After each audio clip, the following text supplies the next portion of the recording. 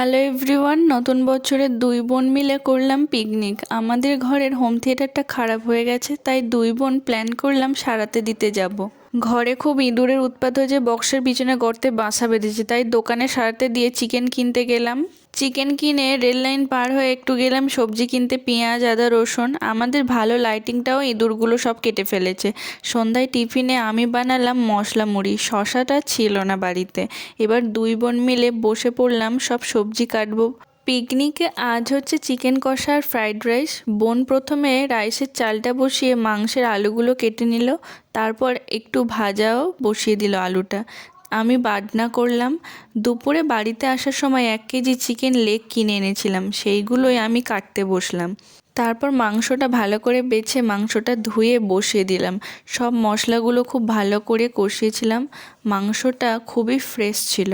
আমরা দুই বোন গ্যাসের কাছে আসবো আর কিছু ভুল হবে না, তা কখনো কি হয়? ব্যাস, বোন গ্যাসের এই যে ঘোরানো একটা ছিল সেটাকে ভেঙে দিয়েছে। ফ্রাইড রাইসের জন্য সব সবজিগুলো ভাজলাম, আর এইদিকে বোন মাংসটা কষাচ্ছিল। সবজিটা ভাজা হয়ে যেতে আমি ফ্রাইড রাইসটা বসিয়ে দিলাম। আমি একটু টেস্ট করে দেখলাম মাংসটা কেমন হয়েছে। তারপর সবাই মিলে খেতে বসে পড়লাম। ফ্রাইড রাইস আর মাংসটা সত্যি দারুণ হয়েছিল। তো এইভাবেই দুই বোন পিকনিক করলাম। ভিডিওটা ভালো লাগলে চ্যানেলটা সাবস্ক্রাইব করবে। বাই।